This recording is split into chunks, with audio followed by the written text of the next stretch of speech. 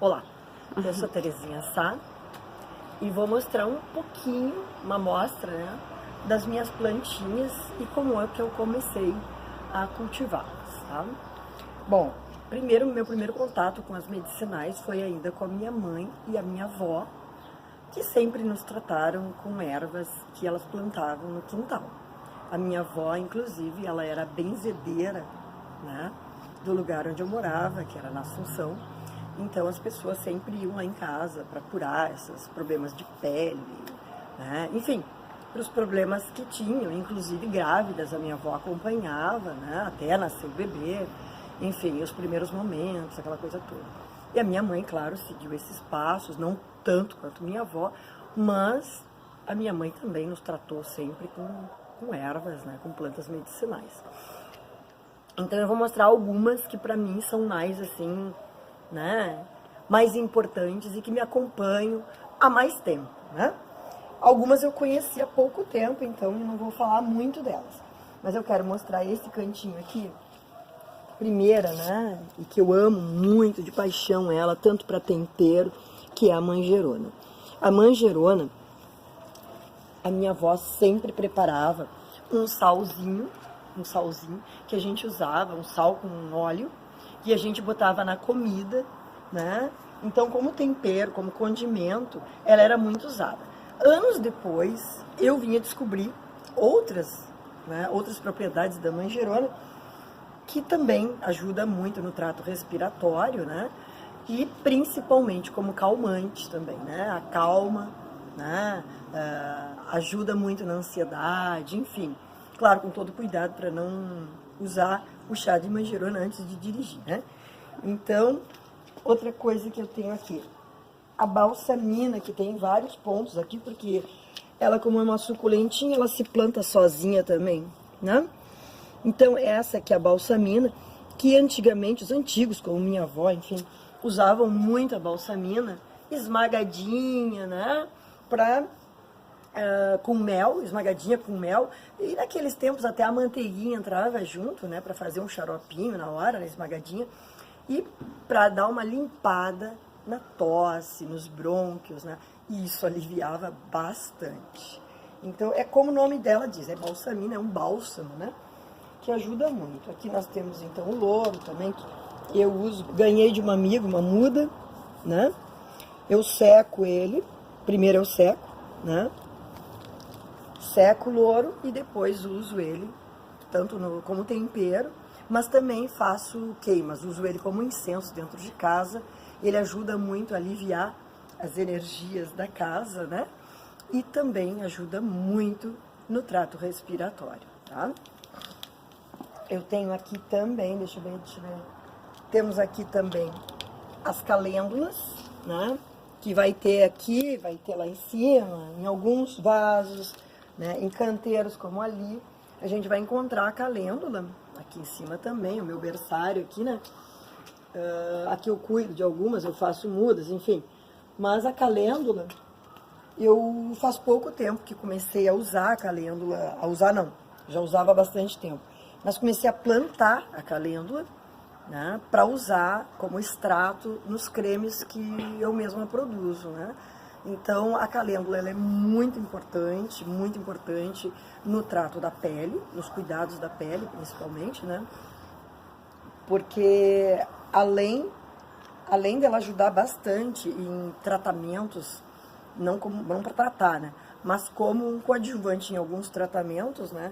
E pelos retornos que eu tenho, ela tem feito até melhores resultados do que alguns cremes de farmácia, porque ela é um creminho natural que eu faço, né, a partir do extrato oleoso que eu faço dela, porque a flor, eu colho, eu seco e transformo em extrato oleoso. Tá? Claro que eu compartilho com as abelhas que adoram ela, então eu sempre deixo algumas para as abelhas que moram aqui. Aqui desse lado também tem muitas espalhadas por aí, que é a aloe, né? Esta aloe gordinha, né? Eu colho seguidamente, colho ela por baixo, né? Arranco as hastes de baixo dela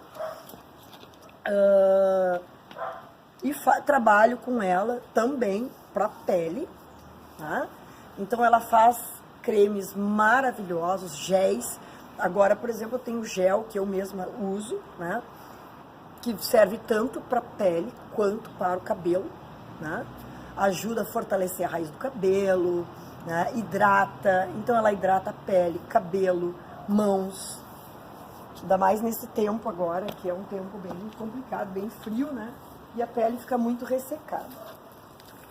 A aloe não precisa nem dizer como é que planta, né? Porque ela é bem fácil de plantar e ela gosta muito de terrenos mais úmidos, né? Ela fica sempre por baixo, lá embaixo das árvores ali,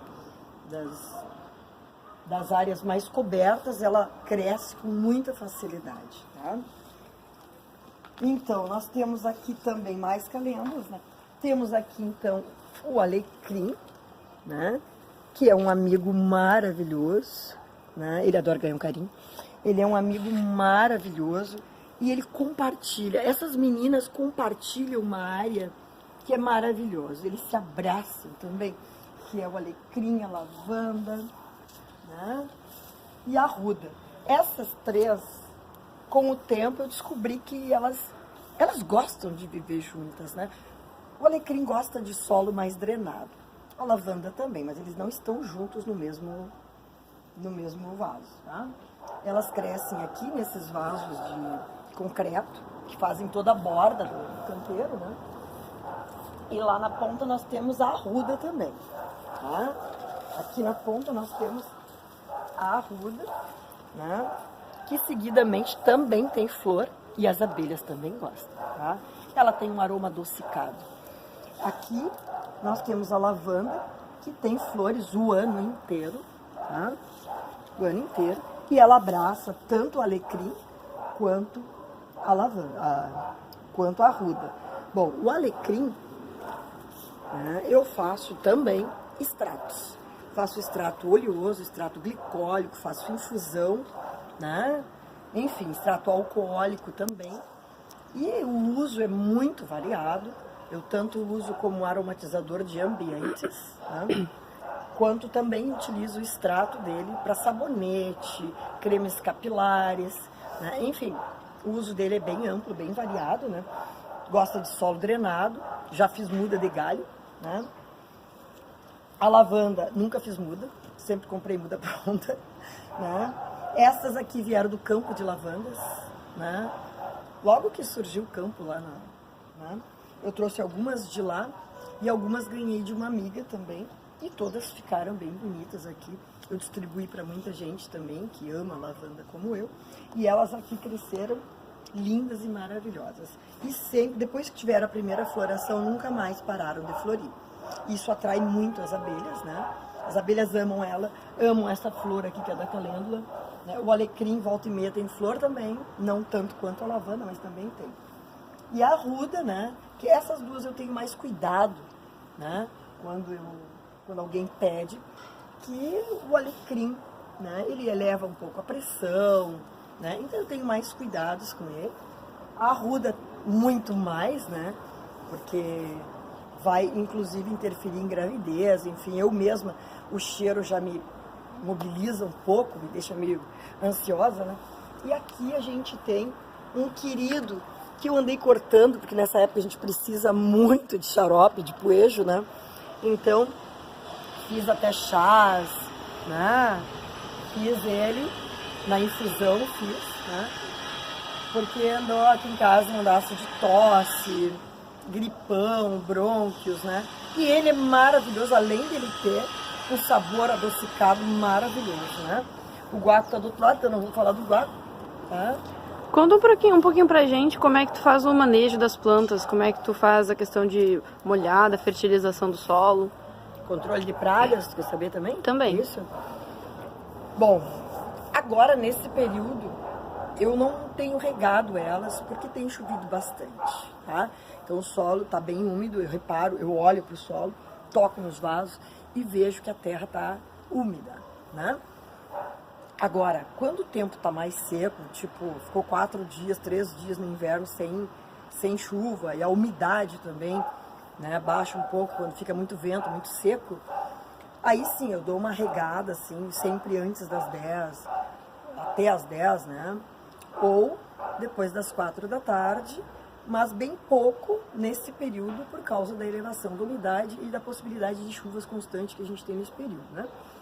Agora, no verão, sim, no verão, né, eu faço essa rega mais regular, senão eu perco elas, né? Então, faço uma rega mais regular e, às vezes, até para rega, eu utilizo um composto que eu faço lá embaixo, né? Eu estou reativando a composteira através do gaveteiro, né? Então, neste período, eu tenho feito e tenho tido ótimos resultados, que é um composto que eu faço com sobras de casca. Então, toda a casca, sobra de café, enfim, tudo que sobra, que não tem sal, não tem leite, enfim, não tem carne, eu guardo, né, vou guardando em pote e bato no liquidificador, que aqui em casa se produz muita casca, né? Então, eu bato tudo no liquidificador, né, e diluo, né, nos baldes e faço a rega de todas as meninas, né? E é claro, elas passaram a frutificar muito mais, o maracujá com o vento soltou ele, mas ele tá cheio de frutos também, né? Dá pra ver, esse é o maracujá doce, tá? Então, isso é uma mudinha que eu trouxe lá da minha escola, antes de me aposentar, que era uma coisinha bem pequenininha, que era filhinho do nosso lá, veio pra cá e se deu muito bem. Então, bem antes de eu me aposentar, né? Tá? Então é isso, eu uso um composto caseiro, né? O manejo eu faço através da observação, do cuidado. Por exemplo, não coloco nada de veneno, porque como a minha área também não é muito grande, eu consigo fazer sozinho um manejo bem bom, que é a catação manual. Eu uso muito a catação manual, né? Eu controlo lesmas, caracóis, enfim, né? A maioria dos bichinhos compartilha o espaço numa boa, né? Como eu tenho muita borboleta aqui, também não tiro muito a lagarta, né? Então, às vezes, eu até consigo compartilhar muitas das plantas com as lagartas que se criam aqui. Às vezes, não, né? Às vezes eu tenho que fazer uma catação maior porque elas estão devorando demais. Então, e aí elas também já vão tirando do espaço as próprias plantas que atraem outros bichinhos, né? Mas normalmente a catação que eu faço, ela é manual, né? E eu controlo um pouco as praguinhas que vão comendo as folhinhas, tipo, vamos dizer assim, da couve que tá lá, né? Eu faço muito mais o controle com o café, com o ovo, com a casca do ovo, né? Com o olho, porque eu tô sempre de olho nelas. Todos os dias eu venho dar bom dia para elas e vejo quem é que tá morando ali, se tem inquilino novo, enfim, essas coisas, né? Então para lá tem mais, mas eu acho que essas aí já dá para dar uma palhinha, né? Tem o jabuticabeira, eu tenho a pata de vaca que eu adoro também, que ajuda muito no controle de diabetes, rins, enfim. Tá? Desse lado eu tenho guaco, eu tenho maracujá, eu tenho espinafre que se planta sozinho, capuchinha. Bom, mas eu acho que para dar uma palhinha é isso. Tem algum recado que tu queira dar sobre o uso das plantas medicinais, o uso e o cultivo? Olha, eu costumo dizer que em qualquer espaço que tenha sol, mesmo que só tenha um paredão com sol, como foi em muitas escolas que eu ajudei a colocar canteiros, né? Eu sempre costumo dizer que onde tem um lugar que bata sol, mesmo que seja um paredão, sempre tem uma forma de implementar uma horta mesmo que vertical. Uma horta e plantas medicinais. Por quê? Porque a nossa medicina, ela tem que ser preventiva. A gente tem que aprender, né, o autoconhecimento que as plantas medicinais, enfim, que as plantas em geral nos oportunizam. Seja pela observação, né, contemplação, e seja pelo uso cotidiano. Eu não vou dizer com isso que a gente deva tomar chás enlouquecidamente, não. A gente tem que conhecer o chá que a gente está tomando, mas sim, fazer uso cotidiano, porque eles nos ajudam muito. Eles nos ajudam a conhecer o nosso próprio corpo, tá? E nos ajudam a prevenir muitas doenças que tem aí. Por exemplo, o limão, a gente pode incorporar o limão na nossa dieta diária, o limão, a laranja, a maçã, os astringentes, né? E os que elevam a imunidade, né? Nesse período, principalmente nesse período de frio, onde a gente vai ingerir mais líquido, através do chá, né? Sem deixar água de lado. Mas fazer uma água com plantas é maravilhoso. Lá tem hortelã, então incorporar na água hortelã, o poejinho, enfim. É tudo prevenção. Se a gente se conhece, a gente se cuida e a gente consegue, então, viver melhor, com mais qualidade de vida. É isso. É isso, muito obrigado pela entrevista e um bom cultivo da horta. Obrigada.